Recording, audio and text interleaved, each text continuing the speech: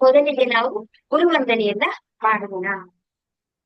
ಗುರುರ್ ಬ್ರಹ್ಮ ಗುರುರ್ ವಿಷ್ಣು ಗುರುರ್ದೇವೋ ಮಹೇಶ್ವರಃ ಗುರು ಸಾಕ್ಷಾತ್ ಪರಬ್ರಹ್ಮ ತಸ್ಮೈ ಶ್ರೀ ಗುರುವೇ ನಮಃ.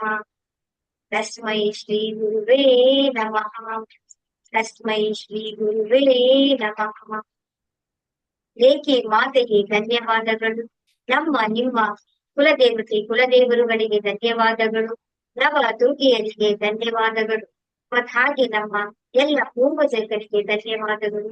ಎಲ್ಲ ಬ್ರಹ್ಮ ಋಷಿಗಳಿಗೆ ಧನ್ಯವಾದಗಳು. ಎಲ್ಲ ಗುರುಗಳಿಗೆ ಸದ್ಗುರುಗಳಿಗೆ ಧನ್ಯವಾದಗಳು. ಹಾಗೂ ಎಲ್ಲ ನಮ್ಮ ನಿಮ್ಮ ಪರಿವಾರದವರಿಗೆ ಧನ್ಯವಾದಗಳು.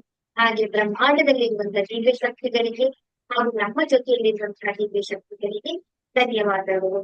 ಅವರು ಉಪಸ್ಥಿತರಾಗಿ ಅವರ ಕರುಣೆ ಆಶೀರ್ವಾದ ಕೃಪೆ ಸದಾ ಹೀಗೆ ನಮ್ಮೆಲ್ಲರ ಮೇಲೆ ಇರಲಿ ಎಂಬುದು ನಾವು ಪ್ರಾರ್ಥನೆಯನ್ನ ಮಾಡ್ಕೊಳ್ಳೋಣ.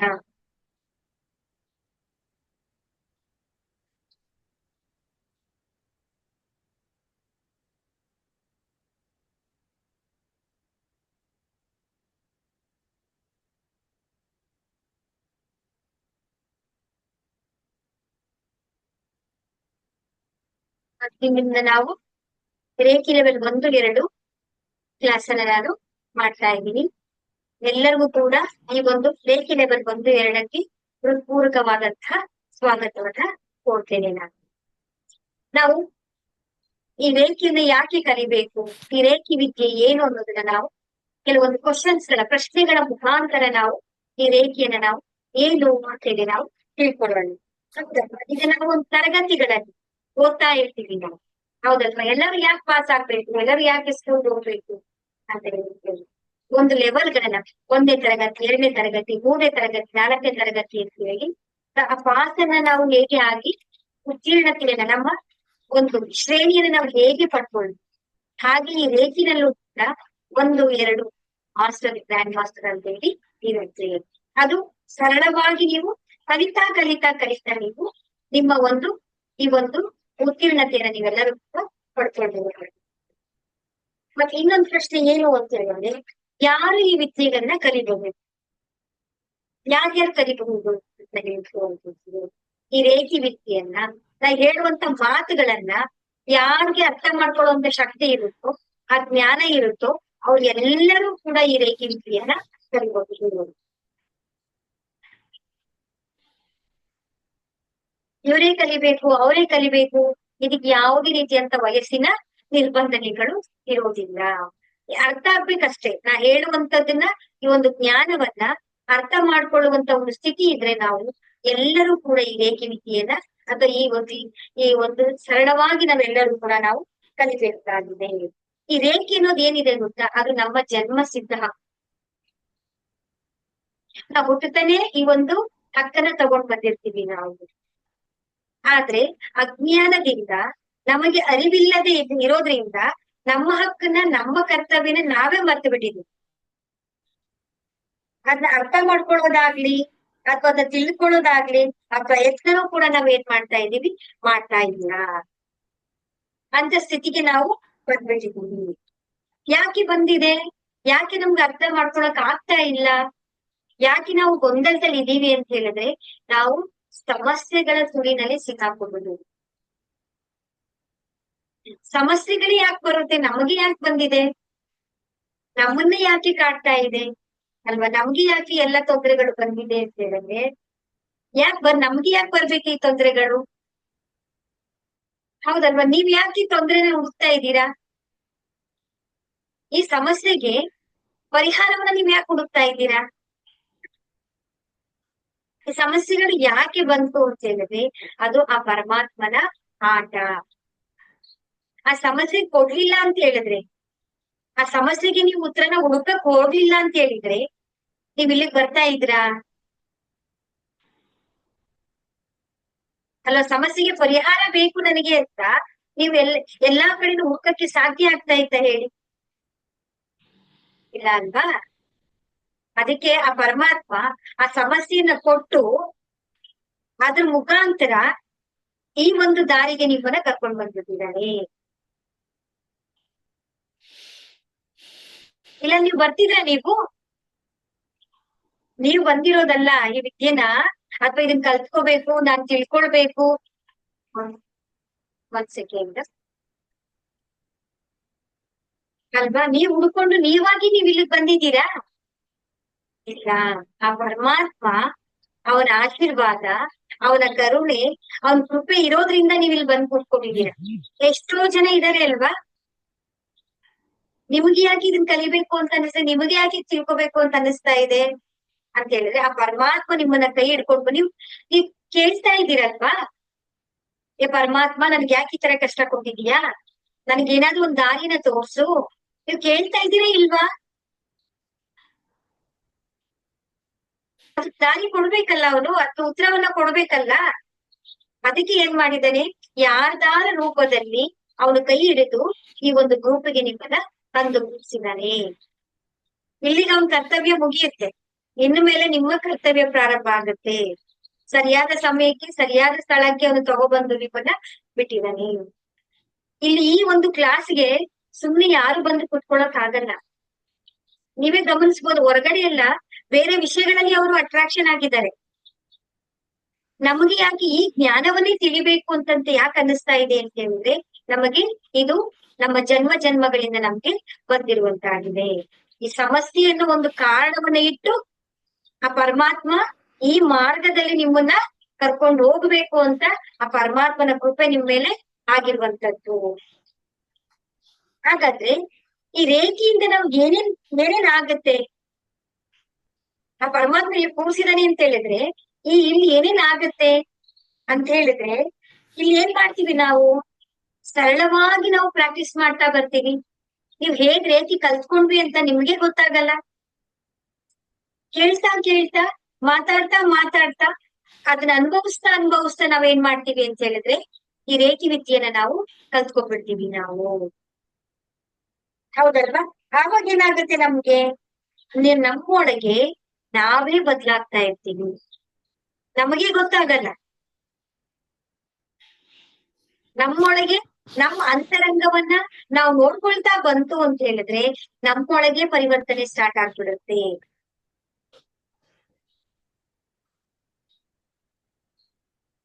ಹಾಗಾಗಿ ಏನ್ ಮಾಡ್ತಾ ಇರ್ತೀವಿ ನಾವಿಲ್ಲಿ, ಸ್ವಲ್ಪ ಅದನ್ನ ಮಾಡೋರು ಯಾರು ಅಲ್ವಾ? ಈ ಪರಿವರ್ತನೆಯನ್ನ ಮಾಡ್ತಾ ಇರೋರು ಯಾರು? ಯಾರು ಮಾಡಕ್ ಸಾಧ್ಯ ಇಲ್ಲ. ನಿಮ್ಮೊಳಗೆ ನೀವು ಮಾಡ್ಕೊಳ್ತಾ ಇದ್ದೀರಾ. ನೀವೇನ್ ಮಾಡ್ತಾ ಇದ್ದೀರಾ, ಈ ಕಲಿಬೇಕು, ಈ ಸಾಧನೆ ಮಾಡ್ಬೇಕು ಅಂತ ಒಂದು ಹಠವನ್ನ ನೀವು ತೊಟ್ಟಿರೋದ್ರಿಂದ, ಒಂದು ಪ್ರಯತ್ನವನ್ನ ನೀವು ಮಾಡ್ತಾ ಇರೋದ್ರಿಂದ, ನಿಮ್ಮ ಒಳಗಿರುವಂತ ಪರಮಾತ್ಮ ನಿಮ್ ಒಳಗೇನೆ ಅದನ್ನ ಪರಿವರ್ತನೆಯನ್ನ ಮಾಡ್ಕೊಡ್ತಾ ಇದ್ದಾರೆ. ಹಾಗಾಗಿ ಈ ರೇಖೆಯಿಂದ ಏನಾಗಲ್ಲ ಹೇಳಿ, ಯಾವ ಸಮಸ್ಯೆಗೆ ಇಲ್ಲಿ ಪರಿಹಾರ ಸಿಗಲ್ಲ ಅಂತ ನಾವು ಯೋಚನೆ ಮಾಡ್ಬೇಕಾದ್ರೆ, ಎಲ್ಲವೂ ಕೂಡ ಬ್ರಹ್ಮಾಂಡದಲ್ಲಿ ಇದೆ. ಎಲ್ಲಾ ಸಮಸ್ಯೆಗಳಿಗೂ ಕೂಡ ಪರಿಹಾರ ಆ ಬ್ರಹ್ಮಾಂಡದ ಒಳಗಡೆ ಇದೆ. ಹಾಗಾಗಿ ಯಾವುದು ಇಲ್ಲಿ ಆಗಲ್ಲ ಅಂತ ನಾವು ಯೋಚನೆ ಮಾಡ್ಬೇಕಾಗುತ್ತೆ. ಎಲ್ಲವೂ ಕೂಡ ಈ ವಿದ್ಯೆಯ ಮುಖಾಂತರ ಸಾಧ್ಯ ಆಗತ್ತೆ. ಹಾಗಾದ್ರೆ ರೇಖೆ ಅಂತಂದ್ರೆ ಏನು? ಇಷ್ಟ ಅರ್ಥ ಆಯ್ತು ಅಂತ ಅನ್ಕೊಳ್ತೀನಿ. ನಿಮ್ಗೆ ಅರ್ಥ ಆಗಿದೆ ಅಲ್ವಾ? ವಿಡಿಯೋ ಆನ್ ಮಾಡ್ಕೊಳ್ಳಿ. ಏನಾದ್ರು ಡೌಟ್ಸ್ ಇದೆಯಾ ಇದ್ರಲ್ಲಿ ನಿಮ್ಗೆ?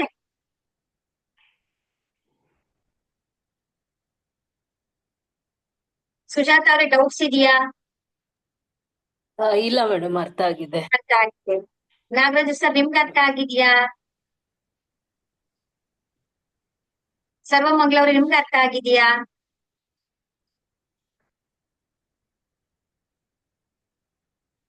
ಅರ್ಥ ಆಗಿದೆ ಅಂತ ಅನ್ಕೊಳ್ತೇನೆ ನಾನು. ಹಾಗಾದ್ರೆ ರೇಖೆ ಅಂತಂದ್ರೆ ಏನು? ರೇಖೆ ಅಂತಂದ್ರೆ ಏನು ಅಂತ ಹೇಳಿದ್ರೆ, ಅದೊಂದು ಪರಮಾತ್ಮನ ಚೇತನ. ಆ ಪರಮಾತ್ಮನ ನಾವು ಅರ್ಥ ಮಾಡ್ಕೋಬೇಕು ನಾವು.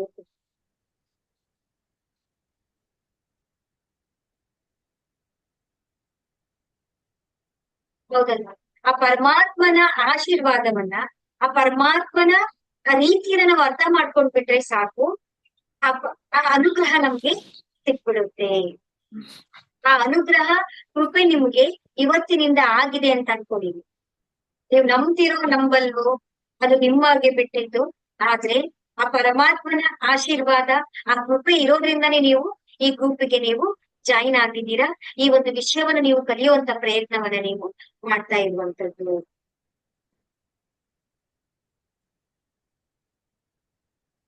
ಹೌದಲ್ವಾ? ಹಾಗಾಗಿ ಅವನ ಆಶೀರ್ವಾದ ಸದಾ ನಮ್ಮ ಮೇಲೆ ಇದೆ. ಇದು ಹೇಗಿರುತ್ತೆ? ಹಾಗಾದ್ರೆ ಈ ರೇಖಿ ವಿದ್ಯೆಯಿಂದ ನಮ್ಗೆ ಹೇಗೆ ಅನುಕೂಲ ಆಗುತ್ತೆ? ಯಾವ ರೀತಿ ನಮ್ಗೆ ಅನುಗ್ರಹ ಸಿಗುತ್ತೆ? ಆ ಪರಮಾತ್ಮನ ಚೇತನದ ಶಕ್ತಿಯನ್ನ ಅರ್ಥ ಮಾಡ್ಕೊಳ್ಳೋದೇ ರೇಖಿ. ಆ ಪರಮಾತ್ಮನ ಅರ್ಥ ಮಾಡ್ಕೊಂಡ್ಮೇಲೆ ನಮಗೇನ್ ಸಿಗುತ್ತೆ? ಅದಕ್ಕೊಂದು ಎಕ್ಸಾಂಪಲ್ ಕೊಡ್ಬೋದು ನಾವು. ಯಾವ ರೀತಿ ಅಂತ ಹೇಳಿದ್ರೆ, ಈಗ ನಮ್ಮ ಮನೆಯಿಂದ ದೂರದಲ್ಲಿ ವಿದ್ಯುತ್ ಸ್ಟೇಷನ್ ಇರುತ್ತೆ, ಹೌದಲ್ವಾ? ಟ್ರಾನ್ಸ್ಮಿಟರ್ ಅದು ಇದು ಎಲ್ಲಾನು ಹಾಕಿ ಅಲ್ಲಿ ಒಂದು ವಿದ್ಯೆಯಲ್ಲಿ ಎಲೆಕ್ಟ್ರಿಸಿಟಿಯನ್ನ ಅಲ್ಲಿ ಸ್ಟೋರ್ ಮಾಡಿರ್ತಾರೆ. ಅಲ್ಲಿಂದ ಏನ್ ಮಾಡ್ತಾರೆ, ನಮ್ಗೆ ವೈರ್ ಮುಖಾಂತರ ಕನೆಕ್ಷನ್ ಅನ್ನ ಕೊಡ್ತಾರೆ. ನಾವು ವೈರನ್ನ ಮುಟ್ಟಿದ್ರೆ, ಟಚ್ ಮಾಡಿದ್ರೆ ನಮ್ಗೇನಾದ್ರು ಆಗತ್ತಾ? ಏನು ಗೊತ್ತಾಗೋದಿಲ್ಲ. ಆದ್ರೆ ಅದು ಹೇಗ್ ಬರುತ್ತೆ ಅನ್ನೋದು ಕಾಣಿಸುತ್ತ ನಮ್ಗೆ? ಯಾವ ರೀತಿ ಇದೆ ಅಂತ ನಮಗ್ ಕಾಣಿಸುತ್ತಾ? ಕಾಣಿಸಲ್ಲ. ಆದ್ರೆ ನಾವು ಸ್ವಿಚ್ ಅನ್ನ ಆನ್ ಮಾಡಿದ ತಕ್ಷಣ ಏನಾಗುತ್ತೆ? ನಮ್ಮ ಮನೆ ಅಂಧಕಾರದಲ್ಲಿರುವಂತದ್ದು ಪ್ರಕಾಶಮಯವಾಗುತ್ತೆ. ಹಾಗೆ ಆ ಬ್ರಹ್ಮಾಂಡದಲ್ಲಿರುವಂತಹ ಪರಮಾತ್ಮನ ಚೇತನ ಎಷ್ಟೇ ದೂರದಲ್ಲಿದ್ರು, ನೀವು ಎಲ್ಲೇ ಇರಿ, ನೀವು ಹೇಗೆ ಇರಿ, ಆ ಪರಮಾತ್ಮನ ಚೇತನಕ್ಕೆ, ಆ ಪರಮಾತ್ಮನ ಶಕ್ತಿಗೆ ಅಷ್ಟೊಂದು ತಾಕತ್ತಿರುತ್ತೆ. ನಾವು ದೂರದಲ್ಲಿ ಇದೀವಲ್ಲ, ನಾವು ದೂರದಲ್ಲಿ ಇದ್ಕೊಂಡು ನಾವು ಕಲಿಬಹುದಾ? ನಾವು ಅಟೂನ್ಮೆಂಟ್ ಮಾಡ್ತೀವಿ, ನಾವು ಶಕ್ತಿಪಾತ್ ಅಂತೇಳಿ ನಾವು ನಿಮ್ಮ ಫೋಟೋನ ತಗೊಂಡು ನಾವು ಮಾಡ್ತೀವಿ. ಹಾಗಾದ್ರೆ ನಮ್ಗದು ತಲುಪುತ್ತಾ? ನಮ್ಗೆ ಬರುತ್ತಾ ಅಂತ ಹೇಳಿದ್ರೆ ಖಂಡಿತವಾಗ್ಲೂ ಆ ಬ್ರಹ್ಮಾಂಡದಲ್ಲಿರುವಂತಹ ಚೇತನ ಎಲ್ಲಿಂದ ಎಲ್ಲಿಗಾದ್ರೂ ಆ ಬೆಳಕು, ಈಗ ಸೂರ್ಯನ ಬೆಳಕು, ಅದಕ್ಕೆ ಲಿಮಿಟೇಷನ್ ಇದೆಯಾ? ಅದು ಎಲ್ಲೇ ಇರ್ಲಿ, ಕತ್ತಲೆ ಇರ್ಲಿ, ಬೆಳಕಿರ್ಲಿ, ಹಳ್ಳಿ ಇರ್ಲಿ, ಒಂದು ಸಣ್ಣ ಎಲ್ಲಾದ್ರೂ ಕೂಡ ತನ್ನ ಬೆಳಕನ್ನ ಅದು ಎಲ್ಲಾ ಕಡೆನೂ ಕೂಡ ಅದು ಹರಡುತ್ತೆ. ಹಾಗೆ ಆ ಪರಮಾತ್ಮನ ಚೇತನ ಏನ್ ಮಾಡುತ್ತೆ ಅಂದ್ರೆ ಸರ್ವಾಂತರ್ಯಾಮಿ ಆಗಿರುವಂತದ್ದು, ಅಣುವಿನಲ್ಲಿ ಇರುವಂತದ್ದು, ಕಣಗಳಲ್ಲಿ ಬೆರ್ತೋಗಿರುತ್ತೆ. ನಮ್ಮ ಕೆಲಸ ಏನು ಅಂತ ಹೇಳಿದ್ರೆ ಅದನ್ನ ಅರ್ಥ ಮಾಡ್ಕೋಬೇಕು ಅಷ್ಟೇ. ಆ ಪರಮಾತ್ಮನ ನಾವು ಅರ್ಥ ಮಾಡ್ಕೊಬಿಟ್ರೆ ನಮ್ಗೆಲ್ಲವೂ ಕೂಡ ನಮ್ಗೆ ಅನುಗ್ರಹ ಸಿಕ್ಕಿದಾಗ ಆಗ್ತದೆ. ಹಾಗಾದ್ರೆ ಪರ್ಟಿಕ್ಯುಲರ್ ಆಗಿ ರೇಖಿ ಅಂತಂದ್ರೆ ಏನು? ರೇಖಿ ಅನ್ನೋದು ಒಂದು ಜಪಾನಿನ ಪದವಾಗಿರುವಂತದ್ದು, ಜಪಾನಿ ವರ್ಡ್ ಅದು.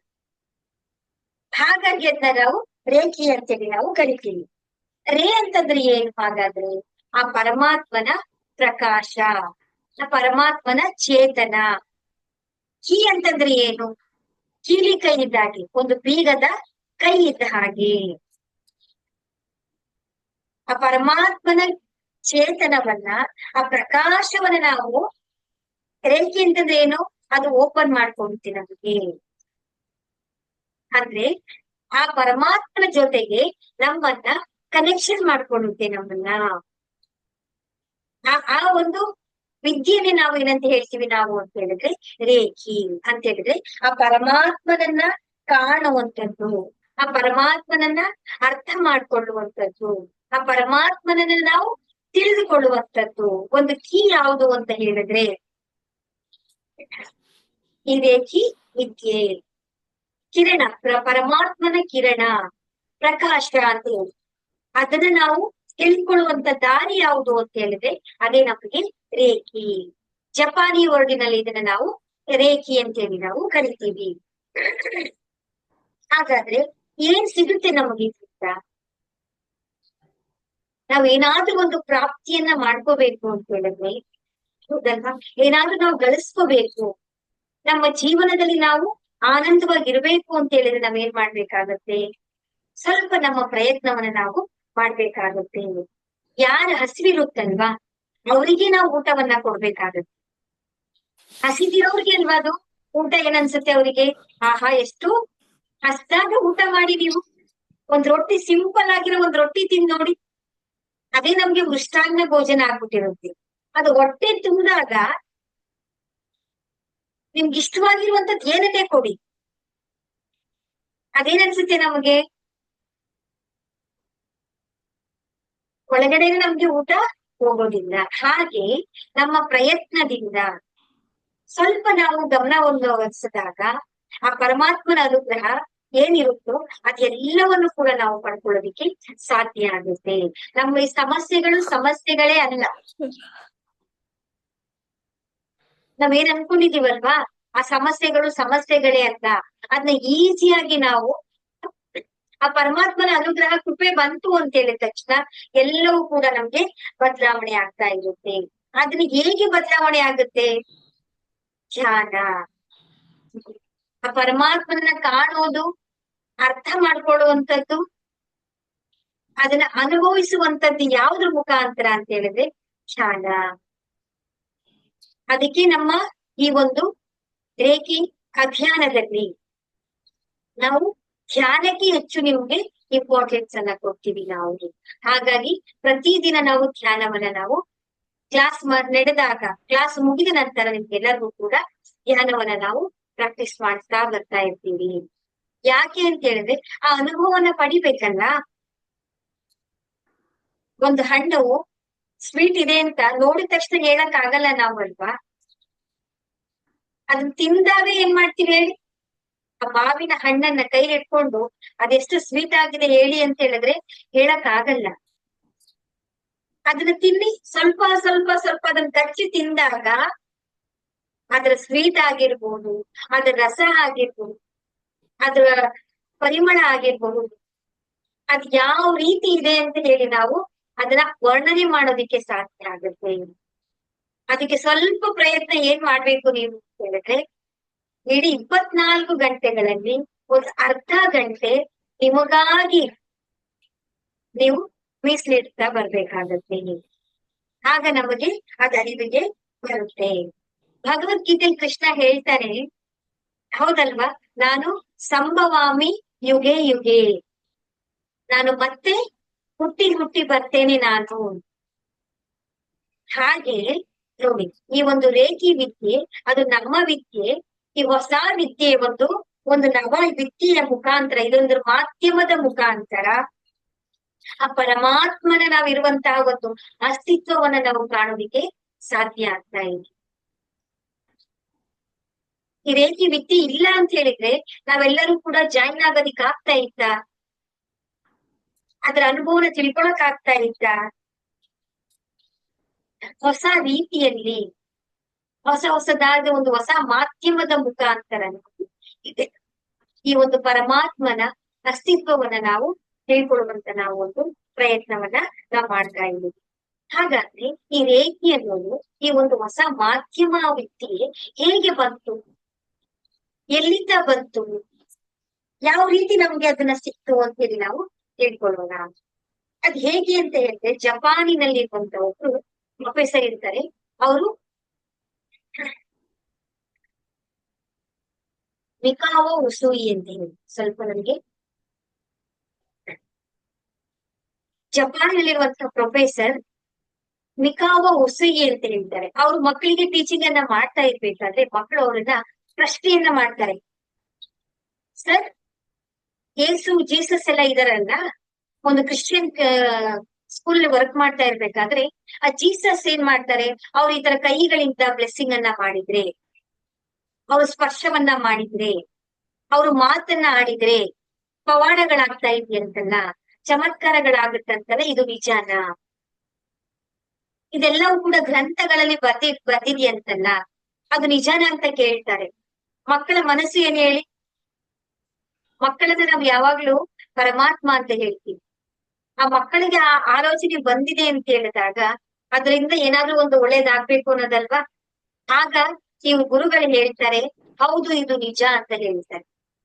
ಇದು ನಿಜ ಇದು ನಡೆಯುತ್ತೆ ಅನ್ನೋದಾದ್ರೆ ನಾವು ಅಕ್ಸೆಪ್ಟ್ ಮಾಡ್ತೀವಿ. ಇಲ್ಲ ಅಂತ ಹೇಳಿದ್ರೆ ಇದೆಲ್ಲ ಸುಳ್ಳು ಅಲ್ವಾ, ಇದು ನಡೀತಾ ಇಲ್ಲ, ಇದು ಗ್ರಂಥದಲ್ಲೆಲ್ಲ ಇದು ಸಾಬೀತ್ ಮಾಡಕ್ ಆಗಿಲ್ಲ ಅಂತ ಹೇಳಿದ್ರೆ ಈ ಯಾವ್ದು ಸತ್ಯ ಅಲ್ಲ, ಇದೆಲ್ಲ ಅಸತ್ಯ ಅಂತ ಅನ್ಕೊಳ್ತೀವಿ ಅಲ್ವಾ ಗುರುಗಳೇ ನಾವು. ಆ ಮಕ್ಕಳು ಅವ್ರ ಪ್ರಶ್ನೆಯನ್ನ ಮಾಡಿದಾಗ ಅವ್ರಿಗೆ ಆಲೋಚನೆ ಮಾಡ್ತಾರೆ ಅವ್ರು. ಹೌದಲ್ವಾ, ಈ ಮಕ್ಳು ಕೇಳ್ತಾ ಇರೋದು ಎಷ್ಟು ಸತ್ಯ ಇದೆಯಲ್ಲ, ಇದು ಹೇಗೆ ಸತ್ಯನ ನಿಜನ ಅಂತೇಳಿ ಅವರು ಆಗ ಅವ್ರು ಸ್ಟಡಿ ಮಾಡೋದಕ್ಕೆ ಸ್ಟಾರ್ಟ್ ಮಾಡ್ತಾರೆ, ಹುಡ್ಕಕ್ಕೆ ರಿಸರ್ಚ್ ಮಾಡಕ್ಕೆ ಸ್ಟಾರ್ಟ್ ಮಾಡ್ತಾರೆ. ಇದು ಹೇಗೆ ಸಾಧ್ಯ, ಇದು ಯಾವ ರೀತಿ ವರ್ಕ್ ಆಗುತ್ತೆ ಅಂತೇಳಿ ಅವರು ಎಲ್ಲಾ ದೇಶಗಳಲ್ಲಿ ಹೋಗ್ತಾರೆ, ಸ್ಟಡಿ ಮಾಡ್ತಾರೆ, ಅದನ್ನೆಲ್ಲಾನು ಕೂಡ ನೋಡೋದಿಕ್ಕೆ ಪ್ರಾರಂಭ ಮಾಡ್ತಾರೆ. ಆದ್ರೆ ಅವ್ರಿಗೆ ಎಲ್ಲೂ ಕೂಡ ಸರಿಯಾದ ರೀತಿಯಾದಂತ ಮಾಹಿತಿ ಸಿಗೋದಿಲ್ಲ. ಆಗ ಅವ್ರು ಏನ್ ಮಾಡ್ತಾರೆ ಅಂತ ಹೇಳಿದ್ರೆ, ಬರ್ತಾರೆ ಪುನಃ ವಾಪಸ್ ಬಂದು ಈ ಯೋಚನೆ ಮೇಲೆ ಕೂತಿದ್ದಾಗ ಅವ್ರ ಫ್ರೆಂಡ್ ಒಬ್ರು ರಾಬರ್ಟ್ ಅಂತ ಹೇಳಿ ಇರ್ತಾರೆ. ಅವರು ಕೂಡ ತುಂಬಾ ಬುದ್ಧಿವಂತರು, ಅವರು ತುಂಬಾ ರಿಸರ್ಚ್ ಮಾಡುವಂತವ್ರು. ಅವ್ರ ಹತ್ರ ಇವ್ರು ಒಂದು ಪ್ರಶ್ನೆಯನ್ನ ಕೇಳ್ತಾರೆ, ಈ ತರ ನನ್ ಮಕ್ಳು ಕೇಳಿದ್ರು, ನನಗೆ ಆ ಪ್ರಶ್ನೆಗೆ ಎಲ್ಲೂ ಕೂಡ ನನಗೆ ಸರಿಯಾದ ಮಾಹಿತಿಗಳು ಸಿಗ್ತಾ ಇಲ್ಲ ನನಗೆ ಅಂತ ಹೇಳ್ತಾರೆ.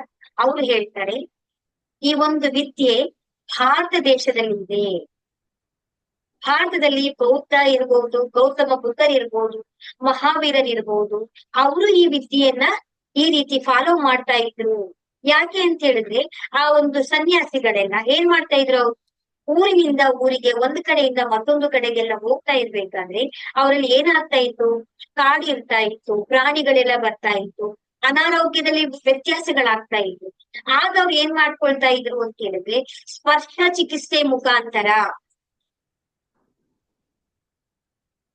ಅವುಗಳೆಲ್ಲವನ್ನ ಕೂಡ ಅವರು ಹೀಲ್ ಮಾಡ್ಕೊಳ್ತಾ ಇದ್ರು. ಆ ಒಂದು ಪದ್ಧತಿ ಅಲ್ಲಿದೆ, ನೀವು ಹೋಗಿ ಸ್ಟಡಿ ಮಾಡು ಅಂತ ಹೇಳ್ತಾರೆ ಅವರಿಗೆ. ಆಗ ಅವರು ಸರಿ ಅಂತ ಹೇಳಿ ಭಾರತ ದೇಶಕ್ಕೆ, ನಮ್ಮ ಈಗಿನ ವಾರಣಾಸಿಗೆ ಬರ್ತಾರೆ. ವಾರಣಾಸಿಗೆ ಬಂದಾಗ ಅವ್ರಿಗೆ ತಿಳಿಯುತ್ತೆ, ಕಮಲ ಸೂತ್ರ ಅಂತ, ಲೋಟಸ್ ಸೂತ್ರ ಅಂತ ಹೇಳಿ ಒಂದು ಪುಸ್ತಕ ಸಿಗುತ್ತೆ ಅವರಿಗೆ. ಆ ಪಾಳಿ ಭಾಷೆಯಲ್ಲಿ ಎಲ್ಲವನ್ನ ಓದಿ ಅವರು ಅರ್ಥ ಮಾಡ್ಕೊಂಡು, ಆಗ ಅವ್ರಿಗೆ ಗೊತ್ತಾಗುತ್ತೆ, ನಾವು 21 ದಿನ ನಾವು ಧ್ಯಾನ ಮಾಡಿದಾಗ ಆ ಒಂದು ಚೇತನ, ಆ ಒಂದು ಶಕ್ತಿ ನನಗೆ ಬರುತ್ತೆ ಅಂತ ಹೇಳಿ ಅವರಿಗೆ ಅರಿವಿಗೆ ಗೊತ್ತಾಗುತ್ತೆ. ನೋಡಿ, ಎಲ್ಲಿಂದ ಬಂದಂತ ವಿದ್ಯೆ ಇದು, ಎಲ್ಲಿ ಪ್ರಾರಂಭವಾಗಿರುವಂತದ್ದು, ನಮ್ಮ ದೇಶದಲ್ಲೇ, ನಮ್ಮ ವಿದ್ಯೆ ನಮ್ಮಲ್ಲೇ ಪ್ರಾರಂಭವಾಗಿರುವಂತದ್ದು. ಆ ನಂತರ ಅವ್ರು ಏನ್ ಮಾಡ್ತಾರೆ, ಆ ಜಪಾನಿಗೆ ಹೋಗಿ ಅಲ್ಲಿ ಅವರು ಧ್ಯಾನವನ್ನು ಒಂದು ತಮ್ಮ ಊರಿನ ಪಕ್ಕದಲ್ಲಿರುವಂತ ಒಂದು ಪರ್ವತದಲ್ಲಿ ಹೋಗಿ ಧ್ಯಾನವನ್ನ ಮಾಡ್ತಾರೆ. ಅವರು ಧ್ಯಾನ ಮಾಡ್ಬೇಕಾದ್ರೆ ಹೇಗೆ ಮಾಡ್ತಾರೆ, ಅವರು 21 ದಿನಗಳ ಕಾಲ ಮಾಡ್ಬೇಕು, ಊಟ ನಿದ್ದೆ ಏನು ಮಾಡೋಂಗಿಲ್ಲ. ಅವಾಗ ಏನ್ ಮಾಡ್ತಾರೆ, ಅವ್ರು 21 ಕಲ್ಲುಗಳನ್ನ ತಗೊಂಡು ಅಲ್ಲಿ ಪರ್ವತಕ್ಕೆ ಹೋಗ್ತಾರೆ. ಅವರು ಊಟ ನಿದ್ರೆ ಏನು ಇರಲ್ಲ ಅವ್ರಿಗೆ. 1 ದಿನ ಧ್ಯಾನ ಮಾಡ್ತಾರೆ, 2 ದಿನ ಮಾಡ್ತಾರೆ, 3 ದಿನ ಮಾಡ್ತಾರೆ, ಒಂದು ಕಲ್ಲನ್ನ ಹಾಕ್ತಾರೆ, 3 ದಿನ ಆಯ್ತು, 5 ದಿನ ಕಲ್ಲುಗಳನ್ನ ಹಾಕ್ತಾರೆ, ಕೌಂಟ್ ಮಾಡ್ಕೊಂಡು 5 ದಿನ ಆಗುತ್ತೆ, 10 ದಿನ ಆಗುತ್ತೆ, ಅವ್ರಿಗೆ ಏನೂ ಅರಿವಿಗೆ ಬರಲ್ಲ. ದೇಹ ಊಟ ಇಲ್ಲದೆ ನಿದ್ದೆ ಇಲ್ಲದೆ ವಿಶ್ವಾಗ್ತಾ ಇರುತ್ತೆ. 15 ದಿನ ಆಗುತ್ತೆ, 17 ದಿನ ಆಗುತ್ತೆ, 18 ದಿನ ಆಗುತ್ತೆ, ಅವ್ರಿಗೇನೂ ಒಂದು ಏನು ಇನ್ಫಾರ್ಮೇಶನ್ಸ್ ಗೊತ್ತಾಗಲ್ಲ ಅವರಿಗೆ. ದೇಹ ಬಳಲ್ತಾ ಇರುತ್ತೆ, ಆಯಾಸದಿಂದ ನಿತ್ರಾಣರಾಗ್ತಾ ಇರ್ತಾರೆ. 20 ದಿನ ಆಗತ್ತೆ, ಅವ್ರಿಗೆ ಟೆನ್ಷನ್ ಆಗ್ಬಿಡುತ್ತೆ, ಇನ್ನು ಒಂದೇ ದಿನ ಇದೆ ಅಂತ ಹೇಳಿ ಆ ಒಂದು ದಿನದಲ್ಲಿ ಅವರು ಧ್ಯಾನಕ್ಕೆ ಕೂತ್ಕೊಳ್ತಾರೆ. ಅವರು ಆ ಲಾಸ್ಟ್ ದಿನ ಅವರು ಧ್ಯಾನದಲ್ಲಿ ಕೂತಾಗ ಅವ್ರಿಗೆ ಏನಾಗತ್ತೆ ಅಂತ ಹೇಳಿದ್ರೆ, ಬ್ರಹ್ಮಾಂಡದಿಂದ ಒಂದು ಪ್ರಕಾಶಮಯವಾದಂತ ಒಂದು ಕಿರಣ ಅವರ ಕ್ರೌನ್ ಚಕ್ರವನ್ನ ಟಚ್ ಮಾಡುತ್ತೆ. ಆ ಕ್ರೌನ್ ಚಕ್ರವನ್ನ, ಅದು ಆ ಪರಮಾತ್ಮನ ದಿವ್ಯ ಚೇತನ ಶಕ್ತಿ ಯಾವಾಗ ಅವ್ರನ್ನ ಟಚ್ ಮಾಡುತ್ತೋ ಅವರು ಅನ್ಕಾನ್ಶಿಯಸ್ ಆಗ್ಬಿಡ್ತಾರೆ. ಅಂದ್ರೆ ಅದ್ ಧ್ಯಾನದಿಂದ ಸಮಾಧಿ ಸ್ಥಿತಿಯಲ್ಲಿ ಉನ್ನತವಾದಂತ ಸ್ಥಿತಿಗೆ ಹೋದಾಗ ಅವ್ರು ಅನ್ಕಾನ್ಶಿಯಸ್ ಆಗೋದಿಲ್ಲ. ಆದ್ರೆ ಆ ಸ್ಥಿತಿ ಏನಾಗುತ್ತೆ, ಅವರು ಡಿವೈನ್ ಲೈಟ್ ಆಗಿ ಅವರು ಕನ್ವರ್ಟ್ ಆಗ್ಬಿಡ್ತಾರೆ. ಆ ಒಂದು ಉನ್ನತವಾದ ಸ್ಥಿತಿಗೆ ಹೊರಟೋಗ್ತಾರೆ ಅವರು. ಎದ್ದು ಅವರಿಗೆ ಎಚ್ಚರಿಕೆಯಾದಾಗ ಮಧ್ಯಾಹ್ನ ಆಗ್ಬಿಟ್ಟಿರುತ್ತೆ, 3 ಗಂಟೆ 2 ಗಂಟೆ ಆಗ್ಬಿಟ್ಟಿರುತ್ತೆ. ಅವಾಗ ಆ ಒಂದು ಸ್ಥಿತಿಯಿಂದ ಹೊರಗಡೆ ಬಂದಾಗ ನೋಡ್ತಾರೆ, ಅಷ್ಟು ನಿತ್ರಾಣವಾಗಿರುವಂತಹ ಖುಷವಾಗಿರುವಂತಹ ಆ ಒಂದು ಶರೀರದಲ್ಲೆಲ್ಲ ಪೂರ್ತಿ ಚೈತನ್ಯ, ಉಲ್ಲಾಸವಾಗಿರುತ್ತೆ, ಹೈ ಎನರ್ಜೆಟಿಕ್ ಆಗಿರುತ್ತೆ. ಅವ್ರಿಗೆ ಆಶ್ಚರ್ಯ ಆಗುತ್ತೆ. ಆ ಒಂದು ಸ್ಥಿತಿಯಲ್ಲಿ ಅವ್ರಿಗೆ ಏನಾಗುತ್ತೆ ಅಂತ ಹೇಳಿದ್ರೆ, ಆ ಪರಮಾತ್ಮನ ಜ್ಞಾನ, ಆ ಪರಮಾತ್ಮನ ಅರಿವು ಅವರಿಗೆ ಉಂಟಾಗುತ್ತೆ. ಅಷ್ಟು ಎನರ್ಜೆಟಿಕ್ ಆಗಿ ಖುಷಿಯಿಂದ ಅವರು ಕೆಳಗಡೆ ಇಳ್ಕೊಂಡು ಬರ್ತಾ ಇರ್ತಾರೆ. ಅಷ್ಟು ಆನಂದದಿಂದ ಅವರು ಏನಾಗ್ತಾ ಇದೆ ಏನು ಅಂತ ಗೊತ್ತಿಲ್ಲದೆ ಅವರು ಆ ಪರ್ವತವನ್ನು ಇಳಿತಾ ಇರ್ಬೇಕಾದ್ರೆ ಅವರ ಕಾಲು ಬೆರಳಿಗೆ ಏಟಾಕ್ಬಿಡುತ್ತೆ, ರಕ್ತ ಬರ್ತಾ ಇರುತ್ತೆ ಅದು. ಆಗ ಅವ್ರು ಏನ್ ಮಾಡ್ತಾರೆ, ಎರಡು ಕೈಗಳಿಂದ ಆ ಒಂದು ಆ ಬೆರಳನ್ನ ಈ ರೀತಿ ಎರಡು ಕೈಯಿಂದ ಅವರು ಇಟ್ಕೊಳ್ತಾರೆ. ಬಿಗ್ಗೆಗೆ ಅದನ್ನ ಇಟ್ಕೊಂಡ ತಕ್ಷಣ ಏನಾಗುತ್ತೆ ಅವರಿಗೆ ಅಂತ ಹೇಳಿದ್ರೆ, ಆಟೋಮ್ಯಾಟಿಕಲಿ ಆ ನೋವಾಗಿರ್ಬೋದು, ಆ ಬ್ಲಡ್ ಸುರಿತಾ ಇರುವಂತದ್ದಾಗಿರ್ಬೋದು, ಎಲ್ಲವೂ ಕೂಡ ನಿಂತೋಗ್ಬಿಡುತ್ತೆ. ಅವರಿಗೆ ಅರಿವಿಲ್ಲದ ಹಾಗೆ ಯಾವಾಗ ಅವ್ರು ಈ ರೀತಿ ಇಟ್ಕೊಳ್ತಾರೋ, ಕೈ ಬೆರಳನ್ನ ಈ ತರ ಇಟ್ಕೊಳ್ತಾರ ಆ ಬೆರಳನ್ನ, ಆಟೋಮ್ಯಾಟಿಕಲಿ ಅದು ಸ್ಟಾಪ್ ಆಗ್ಬಿಡುತ್ತೆ. ಆಗ ಅವ್ರಿಗೆ ಆಶ್ಚರ್ಯ ಆಗ್ಬಿಡುತ್ತೆ, ಏನಿದು ಚಮತ್ಕಾರ, ಎಷ್ಟು ಅವ್ರಿಗೆ ಖುಷಿ. ಸರಿ ಅಂತ ಇಳ್ಕೊಂಡು ಬರ್ತಾ ಇರ್ತಾರೆ. ಒಂದು ಹೋಟೆಲ್ ಸಿಗುತ್ತೆ, ಆ ಹೋಟೆಲ್ ಹತ್ರ ಹೋಗಿ ಮಾತಾಡ್ತಾರೆ. ಆಗ ಅವ್ರು ಹೇಳ್ತಾರೆ, ನೀವು ಫಸ್ಟ್ ಈಗ ಇಷ್ಟು ದಿನ ಧ್ಯಾನ ಮಾಡಿ ಬಂದಿದ್ದೀರಾ, ನೀವು ಊಟ ಮಾಡೋದ್ ಬೇಡ, ಶರ್ಬತ್ತನ್ನ ಕುಡೀರಿ ಅಂತ ಹೇಳ್ತಾರೆ. ಆದ್ರೆ ಆ ಹೋಟೆಲ್ ಅಲ್ಲಿ ಏನ್ ಮಾಡ್ತಾರೆ ಅಂದ್ರೆ, ಅವ್ರ ಮಗಳು ಶರ್ಬತ್ತನ್ನ ತಗೊಂಡ್ ಬರ್ತಾ ಇರ್ತಾಳೆ. ಆ ಮಗಳು ತರ್ಬೇಕಾದ್ರೆ ಏನಾಗಿರುತ್ತೆ ಅವಳಿಗೆ ಅಂತ ಹೇಳಿದ್ರೆ, ಈ ಹಲ್ಲಿನ ತುಂಬಾ ಊದ್ಕೊಂಡು ದಪ್ಪ ಆಗಿರುತ್ತೆ ಅವಳಿಗೆ, ಮುಖ ಸಪ್ಪೆ ಮಾಡ್ಕೊಂಡು ತಗೊಂಡ್ ಬರ್ತಾಳೆ ಅವಳು. ಆಗ ಇವ್ರು ಏನ್ ಹೇಳ್ತಾರೆ, ನೋಡ್ತಾರೆ, ಏನಾಗಿದೆ ನಿನಗೆ, ಯಾಕೆ ಈ ತರ ಸಪ್ಪಗಿದೆಯಲ್ಲ ಅಂತ ಕೇಳಿದಾಗ, ನೋವಿದೆ ಅಂತ ಹೇಳ್ತಾರೆ. ಹೌದಾ ಸರಿ ಅಂತ ಹೇಳ್ಬಿಟ್ಟು ಅವ್ರು ಏನ್ ಮಾಡ್ತಾರೆ, ತನ್ನ ಕೈಗಳಿಂದ ಆ ಜಾಗನ ಈ ತರ ಟಚ್ ಮಾಡ್ತಾರೆ. ಟಚ್ ಮಾಡಿದ ತಕ್ಷಣ ಏನಾಗುತ್ತೆ, ಆಟೋಮ್ಯಾಟಿಕ್ ಅಲ್ಲಿ ಇರುವಂತ ನೋವೆಲ್ಲವೂ ಕೂಡ ಕಡಿಮೆ ಆಗ್ಬಿಡುತ್ತೆ. ಕಡಿಮೆ ಆದ ತಕ್ಷಣ ಅವ್ರ ಮಗಳು ಖುಷಿಯಾಗಿ ಆಟ ಆಡಕ್ಕೆ ಹೋಗ್ತಾಳೆ. ಹಾಗೆ ಇವ್ರಿಗೆ ಅರಿವಾಗುತ್ತೆ, ನೋಡಿ ಎಂತ ಚಮತ್ಕಾರಗಳು ನಡೀತಾ ಇವೆ. ಹಾಗೆ ಅಲ್ಲಿಂದ ಬರ್ತಾರೆ, ಮನೆಗೆ ಬರ್ತಾರೆ, ತಮ್ಮ ಫ್ರೆಂಡ್ಸ್ ಗಳಿಗೆ, ತಾಯಿಗೆ ಯಾರ್ಯಾರ ಸಮಸ್ಯೆಗಳಿರುತ್ತಲ್ಲ ಅವ್ರಿಗೆಲ್ಲರಿಗೂ ಕೂಡ ಇವರು ಹೀಲಿಂಗ್ ಅನ್ನ ಮಾಡ್ತಾ ಬರ್ತಾರೆ. ಎಲ್ಲರಿಗೂ ಕೂಡ ಹೀಲಿಂಗ್ ಎಲ್ಲ ವಾಸಿ ಆಗ್ತಾ ಇರುತ್ತೆ. ಎಲ್ಲರೂ ತುಂಬಾ ಖುಷಿಯಾಗಿ ಯಾವ ಸಮಸ್ಯೆಗಳಿದ್ರು ಕೂಡ ಎಲ್ಲವೂ ಕೂಡ ಅವರಿಗೆ ಪರಿಹಾರ ಆಗ್ತಾ ಇರುತ್ತೆ. ಆಗ್ತಾ ಇರ್ಬೇಕಾದ್ರೆ ಏನಾಗುತ್ತೆ, ಕೆಲವರಿಗೆ ಮತ್ತೊಮ್ಮೆ ಪುನಃ ರಿಪೀಟ್ ಆಗ್ತಾ ಇರುತ್ತೆ. ಹೀಲಿಂಗ್ ಮಾಡಿ ಕಳಿಸ್ತಾರೆ, ಸ್ವಲ್ಪ ದಿನ ಚೆನ್ನಾಗಿರ್ತಾರೆ, ಅವರಿಗೆ ಒಂದ್ 2 ವರ್ಷ 3 ವರ್ಷ ಬಿಟ್ಕೊಂಡು ಪುನಃ ಆ ರೀತಿ ಪ್ರಾಬ್ಲಮ್ ಆಗ್ತಾ ಇರುತ್ತೆ. ಆಗ ಇವ್ರಿಗೆ ಅರ್ಥ ಆಗುವಂತದ್ದು ಏನು ಅಂತ ಹೇಳಿದ್ರೆ, ಇವ್ರು ಹೇಳ್ಕೊಟ್ಟಂತ ವಿಧಾನಗಳನ್ನ ಅವರು ಪಾಲನೆ ಮಾಡ್ತಾ ಇರಲ್ಲ. ತಮ್ಮ ಊಟದಲ್ಲಾಗಿರ್ಬೋದು, ನಿದ್ರೆಯಲ್ಲಾಗಿರ್ಬೋದು, ತಮ್ಮ ಆಚಾರಗಳಲ್ಲಾಗಿರ್ಬೋದು, ಅವರಿಗೆ ಅದನ್ನ ಪಾಲನೆಯನ್ನ ಮಾಡದೇ ಇರೋದ್ರಿಂದ ಏನಾಗ್ತಾ ಇರುತ್ತೆ, ಈ ರೀತಿ ಪುನಃ ಅದು ರಿಪೀಟ್ ಆಗ್ತಾ ಇರುತ್ತೆ. ಆಗ ಇವರು ಕೆಲವೊಂದು ನಿಯಮಗಳನ್ನ ಮಾಡ್ತಾರೆ. ದಾನ ಪ್ರದಾನ ಅಂತ ಹೇಳಿ ಏನು ಅಂತ ಹೇಳಿದ್ರೆ, ಕೊಟ್ಟು ನಾವು ತೆಗೆದುಕೊಳ್ಬೇಕು. ಈ ಬ್ರಹ್ಮಾಂಡದ ನಿಯಮ ಏನಿದೆ ಹೇಳಿ, ಈಗ ನೀವು ಒಂದು ವ್ಯವಸಾಯವನ್ನ ಒಂದು ಗಿಡವನ್ನ ನೀವು ಫಲವನ್ನ ತಗೋಬೇಕು ಅಂದ್ರೆ ಮೊದಲಿಗೆ ನೀವೇನ್ ಹಾಕ್ಬೇಕು, ಬೀಜ ಹಾಕ್ಬೇಕು, ಅದನ್ನ ಆರೈಕೆ ಮಾಡ್ಬೇಕು, ನೀರ್ ಹಾಕ್ಬೇಕು. ಆಮೇಲೆ ಅದ್ ಏನ್ ಮಾಡುತ್ತೆ, ನಮ್ಗೆ ಫಸ್ಟ್ ನೆರಳನ್ನ ಕೊಡುತ್ತೆ, ಗಿಡಗಳನ್ನ ಕೊಡುತ್ತೆ, ಸೌದೆಯನ್ನ ಕೊಡುತ್ತೆ, ಆಮೇಲೆ ಫಲವನ್ನ ಕೊಡುತ್ತೆ. ಶಾಶ್ವತವಾಗಿ ಎಲ್ಲರೂ ಕೂಡ ಫಲವನ್ನ ನಾವು ತಿನ್ಬಹುದು. ಹಾಗೆ ಇವ್ರು ಏನ್ ಮಾಡ್ತಾರೆ ಅಂತ ಹೇಳಿದ್ರೆ, ತಕ್ಷಣ ಕೊಟ್ಟು ಪಡ್ಕೊಂಡು ನೀವೇನ್ ಮಾಡ್ಬೇಕು, ಯಾರಿಗೆ ಹಸಿವಿರುತ್ತೋ, ಯಾರಿಗೆ ಅವಶ್ಯಕತೆ ಇರುತ್ತೋ ಅವರಿಗೆ ನಾವು ಕೊಡ್ಬೇಕು. ಸುಮ್ನೆ ಎಲ್ಲರಿಗೂ ಕೂಡ ಕೊಟ್ರೆ ಇದರಿಂದ ಏನು ಆಗೋದಿಲ್ಲ ಅಂತ ಹೇಳಿ ಅವ್ರಿಗೆ ಅರಿವಿಗೆ ಬರುತ್ತೆ. ಅದಾದ ನಂತರ ಅವರು 5 ನಿಯಮಗಳನ್ನ ಅವರು ಪಾಲನೆ ಮಾಡ್ಕೊಂಡು ಹೋಗ್ತಾರೆ. ಪಂಚತತ್ವಗಳು ಅಂತ ಹೇಳ್ತೀವಿ ನಾವು. ಅದು ಏನು ಅಂತ ಹೇಳಿದ್ರೆ, ಮೊದಲಿಗೆ ನಾನು ಈ ಒಂದು ದಿನ ನಾನು ಕೋಪ ಮಾಡೋದಿಲ್ಲ, ಈ ಒಂದು ದಿನ ನಾನು ಚಿಂತೆ ಮಾಡೋದಿಲ್ಲ, ಈ ಒಂದು ದಿನ ನಾನು ಯಾವುದೇ ಕೆಲಸವನ್ನ ಮಾಡುದು ಪ್ರಾಮಾಣಿಕತೆಯಿಂದ ಮಾಡ್ತೇನೆ, ಈ ಒಂದು ದಿನ ನಾನು ಆ ಪರಮಾತ್ಮನಲ್ಲಿ ನಾನು ಕೃತಜ್ಞತೆಯಿಂದ ಇರುತ್ತೇನೆ, ಈ ಒಂದು ದಿನ ನಾನು ಎಲ್ಲರನ್ನು, ಜೀವಗಳಾಗಿರ್ಬೋದು ಸಜೀವಗಳಾಗಿರ್ಬೋದು, ಎಲ್ಲರನ್ನು ಪ್ರೀತಿಯಿಂದ, ಪ್ರೇಮ, ಕರುಣೆಯಿಂದ ನಾನು ಅಂತ ಹೇಳ್ತಾರೆ. ಅದನ್ನ ಫಾಲೋ ಮಾಡೋದಿಕ್ಕೆ ಹೇಳ್ತಾ ಬರ್ತಾರೆ. ಯಾವಾಗ ನಮ್ಮಲ್ಲಿ ಚಿಂತೆ, ಕೋಪ ಇರಲ್ವಾ, ಆಗ ಚಿಂತೆ ಬರಲ್ಲ. ಚಿಂತೆ ಇಲ್ಲ ಅಂದ್ರೆ ಮನಸ್ಸು ಶಾಂತವಾಗಿರುತ್ತೆ. ಶಾಂತವಾದ ಮನಸ್ಸಿನಲ್ಲಿ ನಾವು ಯಾವುದೇ ಕೆಲಸವನ್ನ ಮಾಡಿದ್ರು ಕೂಡ ಏನಾಗುತ್ತೆ, ಸಕ್ಸಸ್ಫುಲ್. ನಮ್ಮಲ್ಲಿರುವಂತ ಮೋಹ, ಮದ, ಮತ್ಸರ್ಯಗಳೆಲ್ಲವೂ ಕೂಡ ಕಡಿಮೆ ಆಗಿ ಪರಮಾತ್ಮನಿಗೆ ಕೃತಜ್ಞತೆ ಇತ್ತು, ಎಲ್ಲರಲ್ಲೂ ಶರಣಾಗತಿ ಬಂತು, ಎಲ್ಲರಲ್ಲೂ ಪ್ರೀತಿ ಪ್ರೇಮ ಇತ್ತು ಅಂತ ಹೇಳಿದ್ರೆ ಆ ಕರ್ಮ ಬಂಧನೂ ಕೂಡ ನಮ್ಗೆ ಏನಾಗುತ್ತೆ, ಕಟ್ಟಾಗುತ್ತೆ. ಅದಕ್ಕೆ ಹೇಳೋದು ರೇಖೆಯನ್ನ ನಾವು ಕಲಿತು ಅಂತ ಹೇಳಿದ್ರೆ ರೇಖೆಗೆ ಬಂದ ತಕ್ಷಣ ನಮ್ಮ ಕರ್ಮಗಳು ಕೂಡ ಕಟ್ಟಾಗುತ್ತೆ. ಅಜ್ಞಾನದಿಂದ ನಾವು ಜ್ಞಾನದ ಕಡೆಗೆ ನಾವು ಬರ್ತೀವಲ್ವಾ, ಆಗ ಎಲ್ಲವೂ ಕೂಡ ನಮ್ಗೆ ಸಾಧ್ಯ ಆಗುತ್ತೆ. ಅರ್ಥ ಆಯ್ತಾ ಇಷ್ಟು ನಿಮ್ಗೆ? ಇದ್ರಲ್ಲಿ ಏನಾದ್ರು ಡೌಟ್ಸ್ ಇದೆಯಾ?